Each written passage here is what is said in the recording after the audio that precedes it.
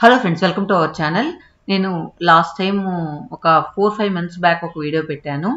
Organic rice మీకు minimum ప్రైస్కి ఇస్తానని చెప్పి. సో ఇప్పుడు ఏంటంటే ముందైతే 60 రూపీస్ అనుకున్నాం. ఇప్పుడు 65 రూపీస్కి షుగర్లెస్ రైస్ని మీకు అందించబోతున్నాను మన యూట్యూబ్ సబ్స్క్రైబర్స్కి మాత్రమే.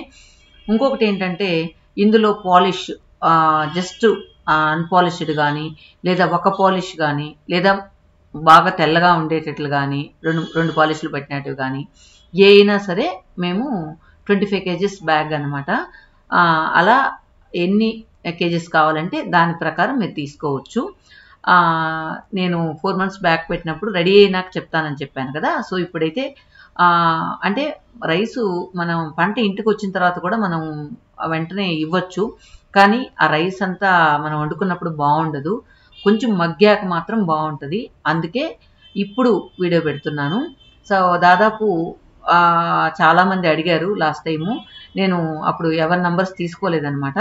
సో ఇప్పుడు మీరు ఎవరికైతే వాళ్ళు ఖచ్చితంగా మన యూట్యూబ్ ఫ్యామిలీ అయి ఉండాలి. ఎవరికైతే మీకు కావాలో వాళ్ళ ఫోన్ నెంబర్స్ నాకు కమెంట్ బాక్స్లో పెట్టండి.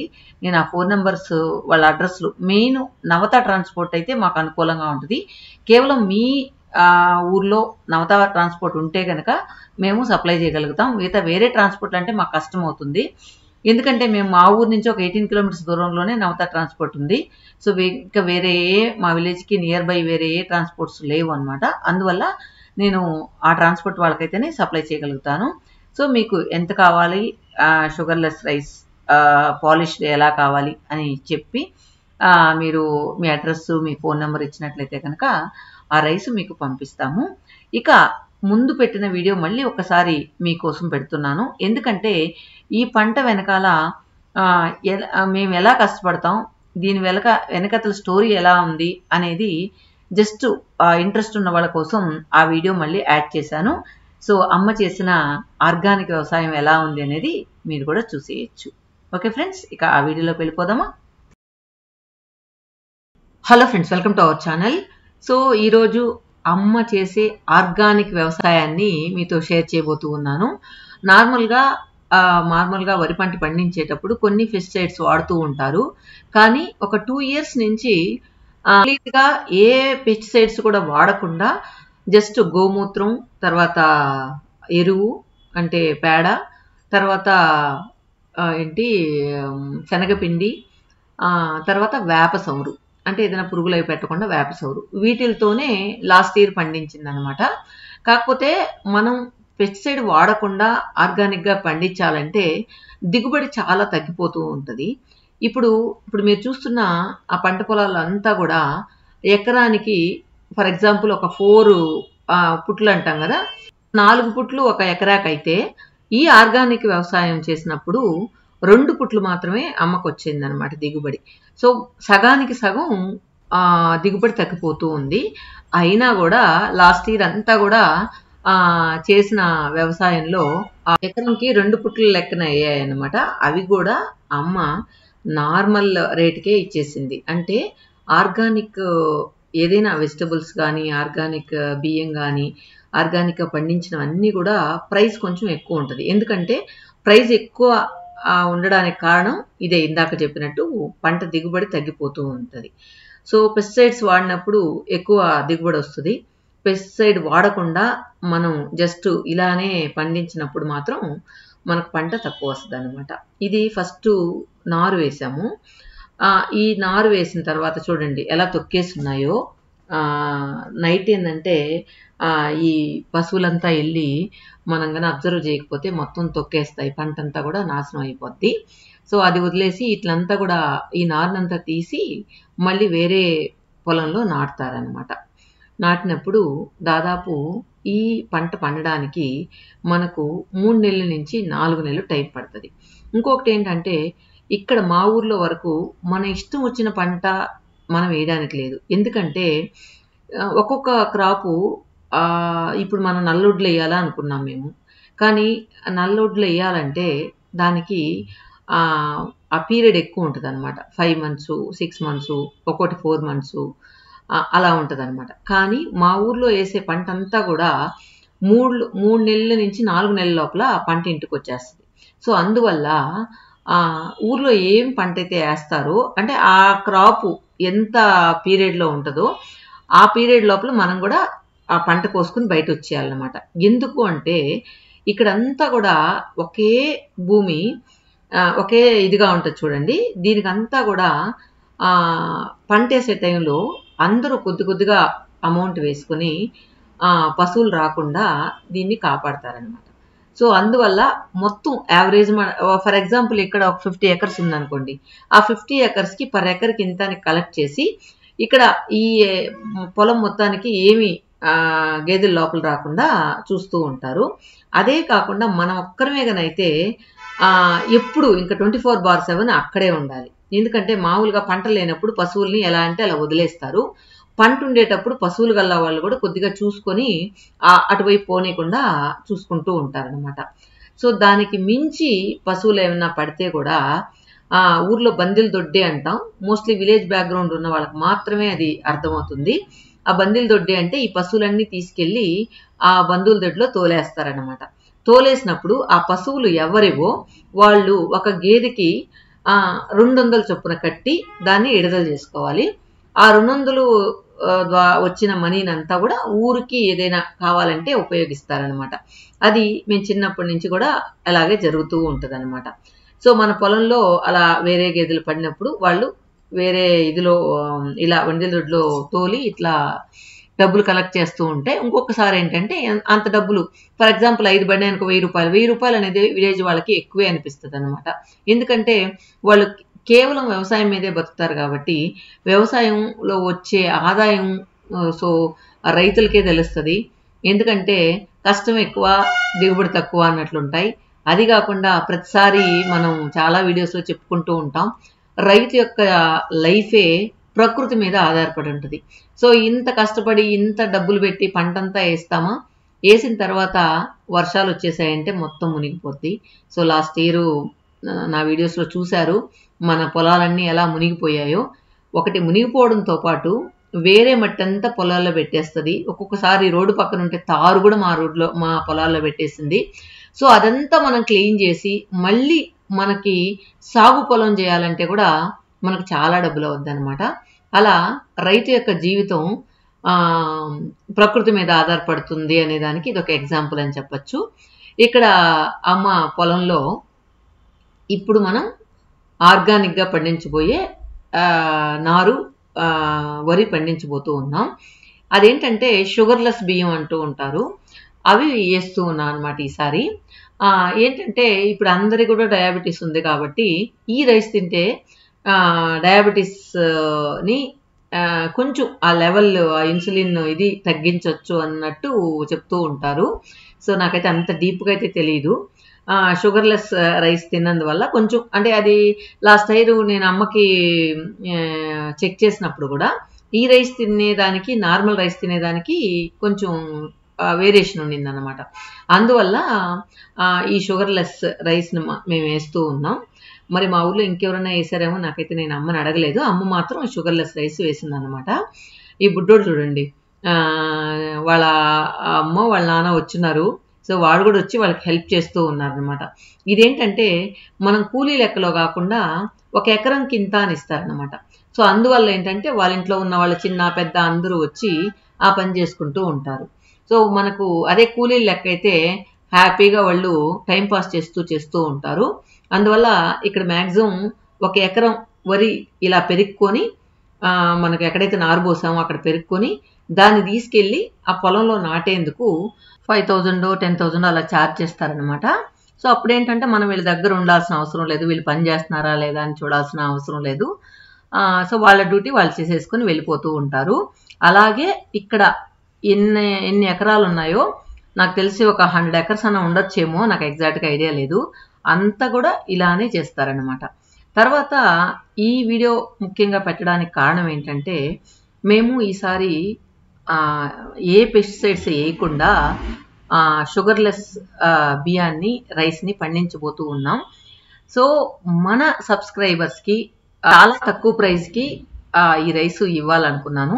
నార్మల్గా ఏంటంటే మనం పుట్లుగా అమ్మేయచ్చు, కానీ ఇలా ఇంత కష్టపడి మనం ఆర్గానిక్గా చేసిన పంటని అట్లీస్ట్ మన సబ్స్క్రైబర్స్కి ఉపయోగపడతాయనే ఉద్దేశంతో నార్మల్ ప్రైజ్ అన్నమాట. అంటే మేము చెప్పే ప్రైజు కేజీ బియ్యం రైసు అంటే ఆ రోజు రేట్ ఎలా ఉందో ఆ రోజు ఫిక్స్ చేస్తాము. వచ్చిన తర్వాత పంట వచ్చిన తర్వాత మోస్ట్లీ ఇంకొక 1 monthలో పంట వచ్చేస్తుంది. ఇది వేసేటప్పుడు తీసిన వీడియో అన్నమాట. వచ్చాక ఆ ప్రైజు చాలా తక్కువగా ఉంటుంది, మీరే ఫీల్ అవ్వచ్చు. ఆర్గానిక్ రైస్ ఇంత తక్కువ అని మీరే అనొచ్చు. దీనికి మెయిన్ కారణం అమ్మ అన్నమాట. అమ్మ ఏంటంటే ఫోన్లే ఏముంది మనం మామూలు ప్రైస్కే ఇచ్చేద్దామని లాస్ట్ టైం కూడా నార్మల్ రైస్ ఏ విధంగా కేజీ 60 రూపీస్ ఏమో పడింది, నార్మల్ రైస్ రేట్కే ఈ ఆర్గానిక్ రైస్ ఇచ్చేసింది అనమాట. అదేవిధంగా నేనేంటంటే ఈసారి జస్ట్లీస్ కొద్దిగా ప్రాఫిట్ పెట్టుకున్నాము. ఎందుకంటే నార్మల్ రైస్కి దీనికి పంట దారము ఆల్మోస్ట్ 50% తగ్గిపోయింది కదా అని చెప్పి అన్నాను. లేదులే మినిమం రేట్కే ఇద్దామని చెప్పి అమ్మ చెప్పారు. సో అందువల్ల మేము పండించిన ఈ ఆర్గానిక్ రైస్ని మన సబ్స్క్రైబర్స్కి ఉపయోగపడతాయని చెప్పి నేను ఇది పెడుతూ ఉన్నాను అన్నమాట. సో ఎవరైనా కావాలనుకుంటే కమెంట్లో పెట్టండి. పంట వచ్చేదానికి ఇంకా ఒక 1 month పైన పడుతుంది. సో 1 month తర్వాత మీరు ఎక్కడ ఉన్నారు, ఏ సిటీలో ఉన్నారో సో వాళ్ళకైతే బుక్ చేస్తాం. ఇది కేవలం మన సబ్స్క్రైబర్స్కి నా వంతు ఇదిగా ఒక చిన్న ఇది అని చెప్పచ్చు. ఎందుకంటే ఈ ప్రైస్కి మేమిచ్చే ప్రైస్కి ఎక్కడా కూడా దొరకవు రైసు. దానివల్ల సో ఎవరికో ఇచ్చే బదులు మన సబ్స్క్రైబర్కి ఇవ్వచ్చు కదా అని చెప్పి ఒక చిన్న ఐడియా వచ్చింది నాకు. సో అదేంటంటే ఇక ట్రాన్స్పోర్ట్లు ఉంటాయి కదా, నవత అలాంటివి ఉంటాయి కదా, సో వాటిల్లో బుక్ చేస్తే కనుక మీరు తీసుకోవచ్చు. సో 25 kgs 50 kgs 100 kgs అలా కూడా తీసుకోవచ్చు. సో ఇవన్నీ కొంచెం కష్టమే మాకు. ఇవన్నీ రైస్ మిల్లికి పంపించి ఆడించి తర్వాత మళ్ళీ వాటిలో నూకలన్నీ సపరేట్ చేసి మళ్ళీ అవి బ్యాగులా కుట్టి ట్రాన్స్పోర్ట్లో వేసి ఇవన్నీ పంపడం కొంచెం అమ్మ కష్టమే. కానీ ఒక్కసారి మనం పండించిన పంటని మన సబ్స్క్రైబర్ కోసం ఒక్కసారి మాత్రం ఇద్దాం అనుకున్నాం. సో ఇప్పుడు వచ్చిన పంటలో ఎన్ని రైస్ అయితే వస్తాయో వాటిల్ని కేవలం మన సబ్స్క్రైబర్స్ మాత్రమే ఇవ్వాలనుకుంటున్నాను మినిమం ప్రైస్లో. అంటే ఆర్గానిక్ బియ్యాన్ని నార్మల్ ప్రైస్లో ఇవ్వాలనుకుంటున్నాను. బిజినెస్గా అయితే చేయట్లేదు. సో ఆర్గానిక్ రైస్ మామూలుగా ఏంటంటే మా ఇంటి వరకు మేము పండించుకుంటాం. సో అలానే ఈసారి మొత్తం మాకు ఎంత భూమి ఉందో అక్కడంతా కూడా మొత్తం కూడా ఇవే ఆర్గానిక్గా పండించి షుగర్లెస్ రైసే వేసింది. కాకపోతే ఏంటంటే మేము ఇప్పుడు అవే తింటూ ఉన్నాం. కాకపోతే మావారు చెప్పేది ఏంటంటే అంత పాలిష్ పెట్టకుండా ఒక్క పాలిష్ పెడితే కనుక ఇంకా మంచిది అని చెప్పి అంటూ ఉన్నారు. సో అదే అందుకనే ఈసారి అమ్మకి చెప్పాను అనమాట, మాకు పాలిష్ కొంచెం తక్కువ పెట్టి పంపించమని చెప్పేసి. ఎప్పుడైతే ఆ పాలిష్ ఎక్కువ పెడతాం రైస్ ఎక్కువ తింటాం. సో మనకేంటంటే ఇంకా డయాబెటీస్ ఉన్న వాళ్ళకి ఎక్కువ అవుతూ ఉంటుంది, మనం కార్బో ఎక్కువ తీసుకోకూడదు కాబట్టి. సో అదే మనకు పాలిష్ తక్కువ పెట్టామనుకోండి ఎక్కువ అన్నం తినలేం. సో దానివల్ల ఈసారి అన్పాలిష్డ్ రైస్ పంపించమని చెప్పాం. అసలు జస్ట్ ఒక పొట్టూలు సైజ్ పంపిస్తే ముడి బియ్యం అంటాం, అది కూడా బాగుంటుంది. కానీ కొంచెం తినడానికి కొంచెం కష్టంగా అనిపిస్తూ ఉంటుంది ముడిముడిగా ఉంటే.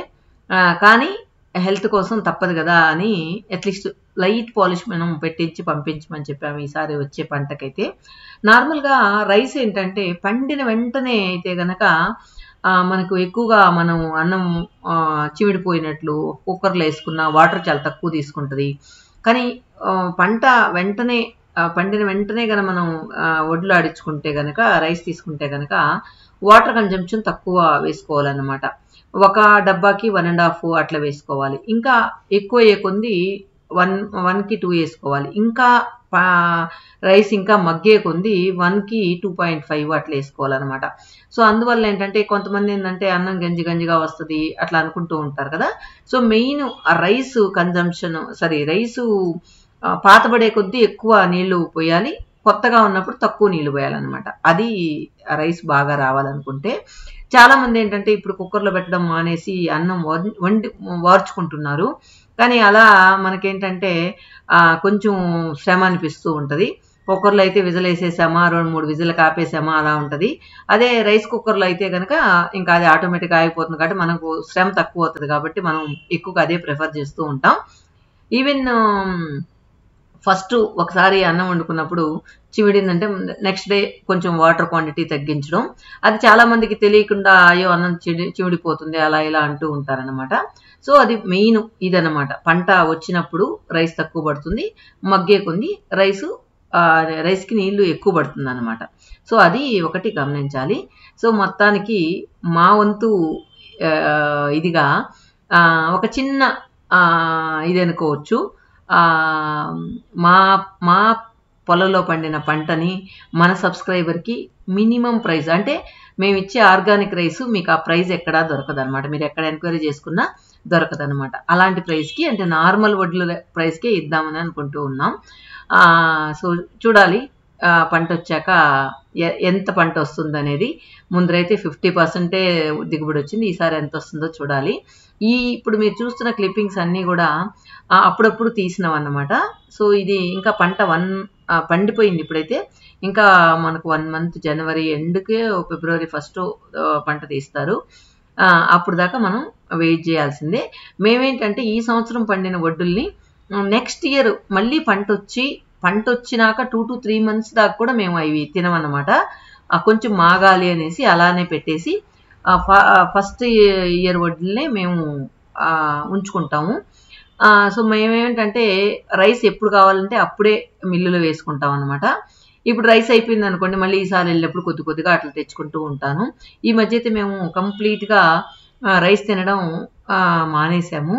ఎక్కువగా జొన్న సంగటి, రాగి సంగటి ఇలాంటివే తింటూ ఉన్నాం అనమాట. జొన్న రొట్లు, ఈవెన్ చపాతీలు కూడా మానేసాము. రైస్ చాలా తక్కువ తింటూ ఉన్నాము, చాలా తక్కువ తింటూ ఉన్నాము. మాకు 25 kgs తెచ్చుకుంటే 4 months దాకా వస్తుంది అనమాట. 4-5 months కూడా వస్తుంది ఒక్కోసారి.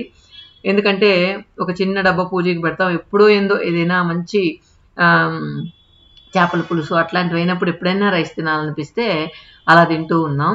సో అసలు రైస్ తినకుండా ఉండలేమేమో అనిపించింది. కానీ జొన్న సంగటి అన్ని అలవాటు పడిన తర్వాత ఇక ఇలా మందుల మీద బతికే బదులు మనం తినే ఫుడ్ని మనం డైట్ని కొంచెం మనకు అనుకూలంగా కనుక మార్చుకుంటే ఈ ఎక్కువగా టాబ్లెట్లు వాడడం, సైడ్ ఎఫెక్ట్స్ రావడం ఇలాంటివన్నీ కూడా మనం తగ్గించవచ్చని ఇలా చేస్తూ ఉన్నాం.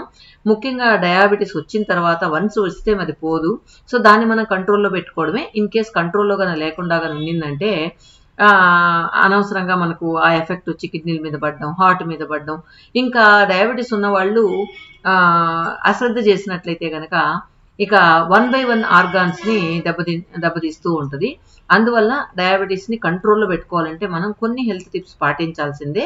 సో ఏదైనా సరే ఆర్గానిక్గా తీసుకుంటే కనుక మనకు హెల్త్ కొంచెం బాగుంటుంది అని చెప్పి మేము ఈసారి ఇప్పుడైతే రైస్ మాత్రం పండించాం. ఈసారి కొంచెం ఏదైనా కొన్ని కూరగాయలు కూడా వేద్దాం అనుకుంటూ ఉన్నాం. చూడాలి ఎంతవరకు అది సక్సెస్ అవుతుంది అనేది. ఓకే ఫ్రెండ్స్, ఈ వీడియో ఎలా అనిపించింది కమెంట్స్లో చెప్పండి. Thank you for watching.